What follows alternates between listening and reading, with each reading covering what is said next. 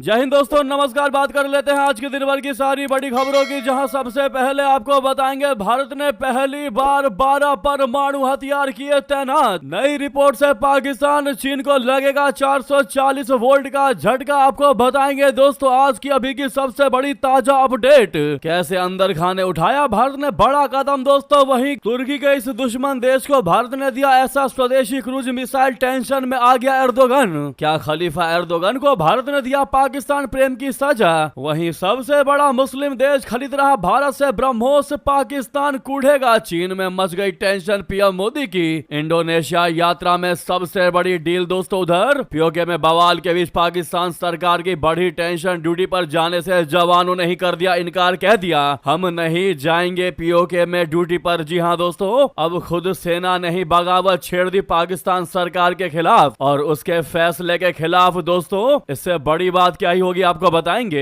इतना ही नहीं, पीओके में बवाल पर भारत ने भी पाकिस्तान पर बड़ा अटैक किया है दोस्तों। एक से बेहतरीन जानकारी आपको बताने वाले हैं। बस आप वीडियो के अंत तक बने रहिएगा। और खबरों में आगे बढ़ने से पहले मानते हैं कि जैसा कि पूरी दुनिया इस समय उथल पुथल के दौर से गुजर रही है और न जाने कौन किस साइड, कौन सा देश किस तरफ मुड़ जाए युद्ध के इस माहौल में, जैसा कि भारत ने पहली बार परमाणु हथियार तैनात किए हैं दोस्तों। अगर आप भी मानते हैं बिल्कुल सही कदम उठाया भारत ने भारत को मजबूत बनाने के तर्ज पर, तो सबसे पहले आप इस वीडियो को लाइक करके चैनल को सब्सक्राइब करके बेल आइकन दबा के कमेंट में जय हिंद कह दीजिएगा। बात करते पहली सबसे बड़ी खबर की, जहां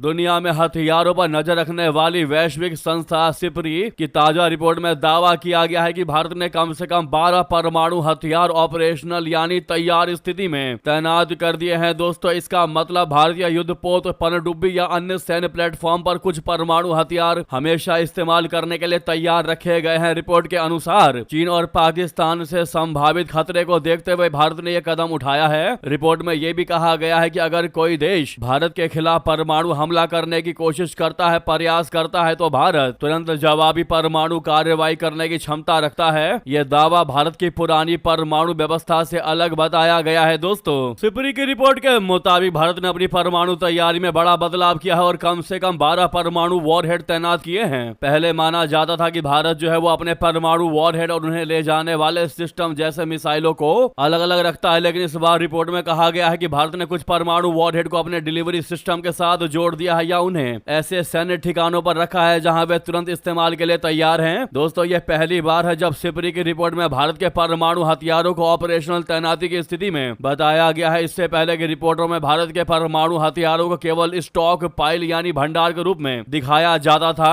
रिपोर्ट में कहा गया है कि जनवरी 2026 तक भारत के पास कुल 190 परमाणु वॉरहेड है। इनमें से 12 परमाणु वॉरहेड मिसाइलों, पनडुब्बियों या लड़ाकू विमानों जैसे डिलीवरी सिस्टम के साथ जोड़े गए हैं या ऑपरेशनल फोर्स वाले ठिकानों पर तैनात किए गए हैं। दोस्तों इसका मतलब क्लियरली बताया गया है कि परमाणु हथियारों को अलग स्टोरेज में रखने की भारत की कई दशकों पुरानी व्यवस्था में बदलाव के संकेत मिल रहे हैं। दोस्तों सिपरी की यह रिपोर्ट ऐसे समय में सामने आया है जब पीओके में लगातार बवाल मचा हुआ है। पिछले 3 दिनों से पाकिस्तान अधिकृत कश्मीर के लोग और पाकिस्तानी रेंजर्स, पाकिस्तानी सेना, पाकिस्तान के हुक्मरान शहबाज मुनीर के बीच में तगड़ी झड़प देखी जा रही है दोस्तों, जहां पर 100 से भी अधिक कश्मीरियों की मौत की जानकारी सामने आ रही है और लगातार पीओके के लोग बगावत छेड़ करके कह रहे हैं कि वो अब पाकिस्तान के साथ नहीं रहना चाहते।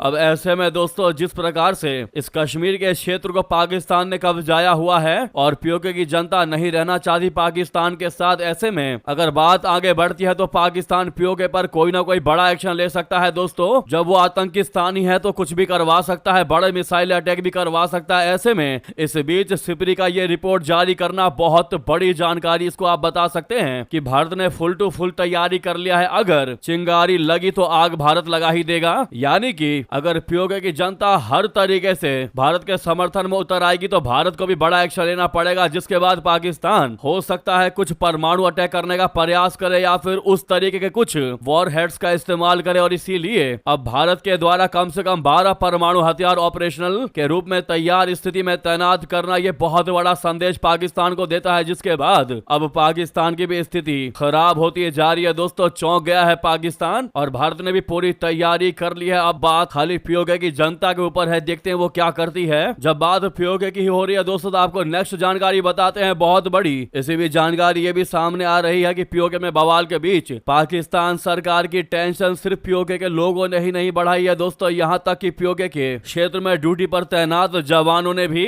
अब वहां पर ड्यूटी करने से इनकार कर दिया है। या तो आप इसको मौत का डर कह सकते हैं, या फिर पाकिस्तान के जवान भी समझ चुके हैं कि पीओके के लोगों के साथ अत्याचार हो रहा है। दोस्तों बता दें, हिंसक विरोध प्रदर्शन के कारण एक तरफ जहां पाकिस्तान अधिकृत कश्मीर यानी पीओके सुलग रहा है, वहीं दूसरी तरफ पाकिस्तान पुलिस के जवान यहां ड्यूटी करने से इनकार कर रहे हैं। दोस्तों ये खुलासा ऐसे वैसे नहीं, एक बहुत बड़े दस्तावेज से हुआ है। बड़ी मुश्किल से यह खुलासा हो पाया है। इसके अनुसार पुलिस के जवान जो है वो पीओके और गिलगित बाल्टिस्तान में तैनाती मिलने के बावजूद ड्यूटी ज्वाइन नहीं कर रहे हैं। दोस्तों वो मना कर रहे हैं कि हम वहां पर ड्यूटी ज्वाइन नहीं करेंगे। पाकिस्तान सरकार ने ऐसे पुलिस कर्मियों पर कार्रवाइयां शुरू कर दी हैं।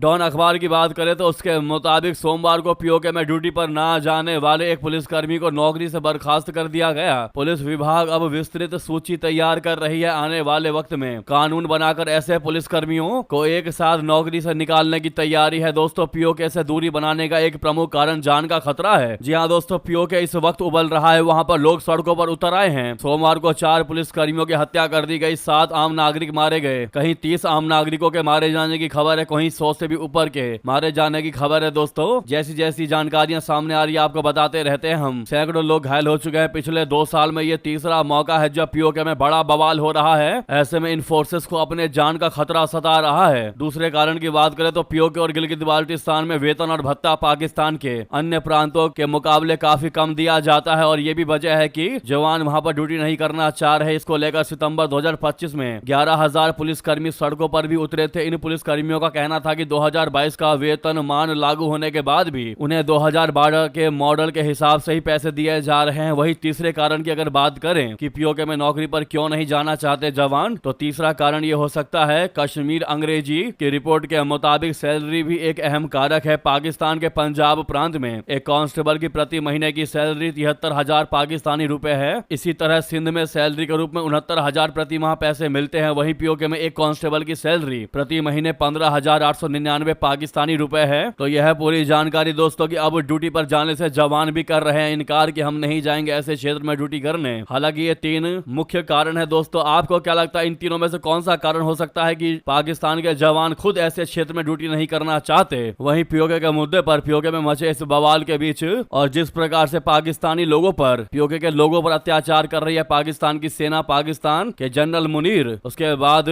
50 ब्रिटिश सांसदों ने भी अपनी चिंता जताई है। 50 से अधिक ब्रिटिश सांसदों ने विदेश मंत्री यवेट कूपर को पत्र लिखा। ब्रैडफोर्ड ईस्ट के सांसद इमरान हुसैन ने अपने पत्र में इंटरनेट और मोबाइल सेवा से जुड़ी पाबंदियों का जिक्र किया। सांसद इमरान हुसैन ने एक्स पर पोस्ट में लिखते हुए कहा कि हम लगातार लॉकडाउन, संचार, ब्लैकआउट, गिरफ्तारियों और बढ़ते तनाव की खबरों को लेकर चिंतित हैं। हुसैन ने कहा कि सरकार को सभी राजनयिक चैनलों का उपयोग करना चाहिए। उन्होंने कश्मीरियों के मानवाधिकारों का सम्मान करते हुए शांतिपूर्ण समाधान की वकालत की। सांसदों ने कहा कि कई ब्रिटिश कश्मीरी पीओजे में अपने रिश्तेदारों से संपर्क नहीं कर पा रहे हैं। वहीं पीओके में इस बवाल पर भारत ने भी पाकिस्तान पर तगड़ा हमला किया। दोस्तों फेक न्यूज से नहीं छिपेंगी तुम्हारी नाकामियां। जी हां, पीओके में जारी विरोध प्रदर्शनों को लेकर भारत ने पाकिस्तान पर तीखा हमला बोला। विदेश मंत्रालय के प्रवक्ता रणधीर जायसवाल जी ने कहा कि इस पूरे मामले में पाकिस्तान की ओर से फेक न्यूज और भ्रामक वीडियो फैलाने का एक पैटर्न देखने को मिल रहा है। उन्होंने इसे पाकिस्तान की अपनी नाकामियों को छिपाने और मानवाधिकार उल्लंघनों से दुनिया का ध्यान भटकाने का प्रयास बताया। विदेश मंत्रालय ने कहा कि पीओके से लगातार पुलिस बर्बरता की चिंताजनक खबरें सामने आ रही हैं। प्रदर्शनकारियों के खिलाफ बल प्रयोग में कई लोगों के मारे जाने और बड़ी संख्या में लोगों के घायल होने की सूचनाएं मिली हैं। भारत का कहना है कि इन घटनाओं ने पाकिस्तान के प्रशासन और सुरक्षा एजेंसियों की कार्यशैली पर गंभीर सवाल खड़े कर दिए हैं। उन्होंने कहा कि पाकिस्तान लंबे समय से झूठे नैरेटिव और दुष्प्रचार के जरिए वास्तविक मुद्दों से ध्यान हटाने का प्रयास करता रहा है, लेकिन पीओके की जनता के भीतर बढ़ता असंतोष अब दुनिया के सामने आ रहा है। उन्होंने कहा कि वहां के लोगों की लोकतांत्रिक और मानवीय अधिकारों से जुड़ी चिंताओं को नजरअंदाज नहीं किया जा सकता। भारत ने अंतर्राष्ट्रीय समुदाय से भी इस मामले में सक्रिय भूमिका निभाने की अपील कर दी है। विदेश मंत्रालय ने उम्मीद जताई है कि वैश्विक संस्थाएं और मानवाधिकार संगठन पाकिस्तान को उसके गलत कार्यों और मानवाधिकार उल्लंघनों के लिए जवाबदेह ठहराएंगे और पीओके में रहने वाले लोगों के अधिकारों की रक्षा सुनिश्चित करने के लिए दबाव बढ़ाएंगे। दोस्तों, ऐसे में आपकी क्या राय है जरूर कमेंट करके बताइएगा। और रिक्वेस्ट, अगर आप भी चाहते हैं कि पीओके आज नहीं तो कल और जल्द से जल्द भारत से विलय होगा, भारत में मिलेगा और इसको कोई रोक नहीं सकता ऐसा होने से, तो लाइक का बटन दबा दीजिएगा। दोस्तों, सामने लाइक का बटन अभी तक लाइक नहीं किया है तो दबाना मत भूलेगा, ताकि यह खबर पाकिस्तानियों तक पहुंचे और पता चल सके कि भारत के अलावा भारतीय भी हर तरीके से तैयार है पीओके को वापस लेने के लिए। अगली खबर की बात करते हैं, जहां ग्रीस भारत से खरीद सकता है स्वदेशी क्रूज मिसाइल, जिसके बाद टेंशन में आया तुर्की। खलीफा एर्दोगन के पाकिस्तान प्रेम की मिलेगी सजा। दोस्तों, तुर्की के मीडिया ने उन खबरों पर चिंता जताई है जिनमें यह दावा किया गया है, कहा गया है कि ग्रीस भारत के साथ अपना रक्षा सहयोग बढ़ा रहा है। ग्रीस की मीडिया में दावा किया गया है कि देश भारत की लंबी दूरी की क्रूज मिसाइलों में गहरी दिलचस्पी दिखा रहा है। ग्रीक टाइम्स की रिपोर्ट में दावा किया गया है कि नई दिल्ली एथेंस को लंबी दूरी तक मार करने वाली एडवांस्ड क्षमताएं दे सकती है। इन रिपोर्ट्स पर तुर्की की मीडिया ने गहरी चिंता जताई है, क्योंकि इससे भूमध्य सागर में तुर्की का वर्चस्व टूट सकता है। तुर्की की रिपोर्टों के मुताबिक ग्रीस भारत के साथ सैन्य संबंध मजबूत करना चाहता है। यह तुर्की के तेजी से बढ़ते घरेलू रक्षा उद्योग और मिसाइल भंडार का मुकाबला करने की ग्रीस की एक बड़ी रणनीति का हिस्सा है। ग्रीस के रक्षा हलकों में हाल के विश्लेषणों में भारत की लंबी दूरी की जमीन पर हमला करने वाली क्रूज मिसाइलों, बोले तो LRLACM की क्षमता पर जोर दिया गया है। इन विश्लेषणों का तर्क है कि ऐसा सिस्टम एजियन और पूर्वी भूमध्य सागर में ग्रीस की रणनीतिक प्रतिरोध क्षमताओं को काफी बढ़ा सकता है। ग्रीस टाइम्स के मुताबिक तुर्की के डिफेंस एक्सपर्ट्स का कहना है कि पिछले एक साल में एथेंस और नई दिल्ली के बीच बातचीत काफी तेज हो गई है। खबरों के अनुसार उच्च स्तरीय सैन्य मुलाकातों के दौरान भारतीय अधिकारियों ने अनौपचारिक रूप से ग्रीस के सामने इस मिसाइल सिस्टम का प्रस्ताव रखा था। खबरों में यह भी कहा गया है कि एथेंस भारत को आधुनिक हथियारों के एक संभावित वैकल्पिक आपूर्तिकर्ता के तौर पर देख रहा है, जिससे पारंपरिक पश्चिमी रक्षा सहयोगियों पर निर्भरता कम हो सकेगी। दोस्तों, भारत की मिसाइल क्षमता का अब दुनिया लोहा मान चुकी है। ब्रह्मोस मिसाइल ने कैसे तुर्की के दोस्त पाकिस्तान के 11 एयरबेस को तबाह कर दिया था, वो तस्वीरें पूरी दुनिया देख चुकी है। इसीलिए तुर्की की मीडिया में चर्चा चल रही है कि ग्रीस को मिसाइल देने की कोशिश का मतलब पाकिस्तान और तुर्की की दोस्ती का बदला है।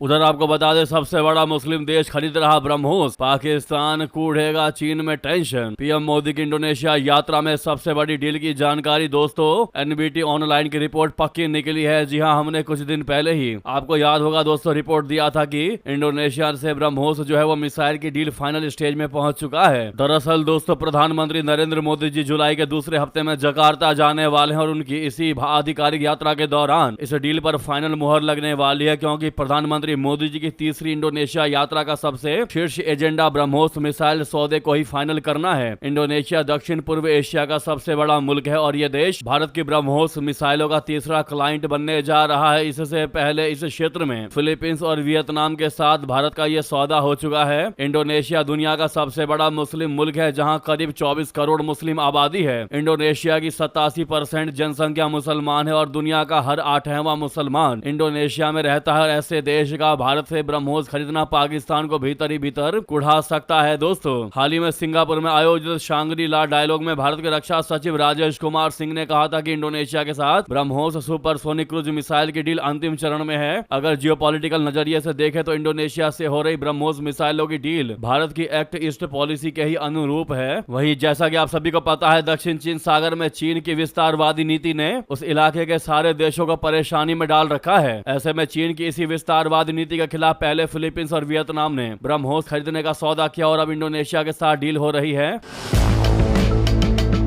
उधर आपको बता दें, भारत नेपाल के बीच यूके चीन को घुसा रहे थे बालेंद्र शाह, अब अपने ही घर में मच गया बवाल। यहां तक कि संसद में मुंह दिखाने तक नहीं आ पाए बालेंद्र शाह। दोस्तों, आपको बता दें, जब नेपाल की संसद पुरानी जगह से सिंह दरबार के नए भवन में शिफ्ट हुई तो आम लोगों में बहुत बड़ी उम्मीद जागी थी कि अब कार्यपालिका और विधायिका के बीच दूरी खत्म हो जाएगी और काम आसानी से चलेगा। प्रधानमंत्री का कार्यालय और संसद भवन सिर्फ 5 मिनट की पैदल दूरी पर है, लेकिन ये छोटी सी दूरी ही बालेंद्र बालेंद्र शाह के लिए लंबी और मुश्किल यात्रा बन गई है। प्रधानमंत्री बालेंद्र शाह जो स्थानीय राजनीति में प्रयोगवादी और आक्रामक फैसलों के लिए जाने जाते थे, अब अपने ही घर में घिरते हुए नजर आ रहे हैं। इसकी वजह बन रहे उनके उल्टे सीधे बयान जो नेपाल के पारंपरिक दोस्त भारत को उससे दूर करने वाले हैं। दोस्तों, संसद सत्र शुरू होते ही विपक्ष और सत्ताधारी दल के सांसदों की आंखें नेपाली प्रधानमंत्री को ढूंढ रही हैं, लेकिन वो यहाँ मौजूद नहीं होते। आमतौर पर संसदीय व्यवस्था में प्रधानमंत्री को संसद के प्रति जवाबदेह होना चाहिए, लेकिन बालेंद्र शाह की अनुपस्थिति के कारण कई महत्वपूर्ण बिल, नीतियां और विकास योजनाएं अटकी पड़ी हैं। संसद सत्र बार बार स्थगित हो रही है और सवाल इस बात पर भी उठ रहा है कि देश का खर्चा बचाने के लिए विदेश यात्राएं न करने का वादा कर चुके बालेंद्र शाह संसद भवन को चलाने पर खर्च होने वाले रोजाना करीब 11 लाख रुपए पानी में बहा रहे हैं। दोस्तों, अब तक के उनके बिहेवियर को देखें तो आप कह सकते हैं कि अपने रास्ते से भटक चुके हैं बालेंद्र शाह, जिसके लिए जनता ने उनको इस गद्दी पर बैठाया था।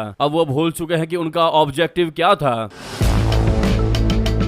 वहीं एक्सपर्ट्स बालेंद्र शाह को सलाह दे रहे हैं कि भैया यही सबसे बेहतरीन मौका है भारत की यात्रा करने का। अब तुम भारत का दौरा करो, वही तुम्हारे लिए बेहतर विकल्प होगा। नेपाल की सत्ताधारी पार्टी आरएसपी के चीफ रवि लामी छानी और विदेश मंत्री शिशिर खनाल ने इस महीने की शुरुआत में भारत का दौरा किया है। इन नेताओं की पीएम मोदी और विदेश मंत्री जयशंकर जी से बात हुई है। ये बैठकें इस साल दोनों देशों के बीच सबसे अहम कूटनीतिक मुलाकातों में से एक साबित हो सकती है। एक्सपर्ट्स का मानना है कि अब नेपाली पीएम बालेंद्र शाह को आगे बढ़ते हुए दिल्ली आना चाहिए, जिससे दोनों देशों के रिश्ते बेहतर होंगे। पर आपकी क्या है राय दोस्तों, अवश्य कमेंट करके बताइएगा। वहीं ये थी अभी की सारी बड़ी जानकारी। आपको खबर कैसी लगी जरूर कमेंट कीजिएगा दोस्तों। लगे तो वीडियो को लाइक करके चैनल को सब्सक्राइब करके बेल आइकन दबा के कमेंट में जय हिंद कहते हुए, जहां पर भी आपका ग्रुप हो व्हाट्सएप फेसबुक एक्स पर शेयर करना मत भूलेगा। मिलता अगली बड़ी खबर में, और यहां तक बने रहने के लिए आप सभी का बहुत बहुत धन्यवाद, बहुत बहुत आभार। जय हिंद, जय भारत।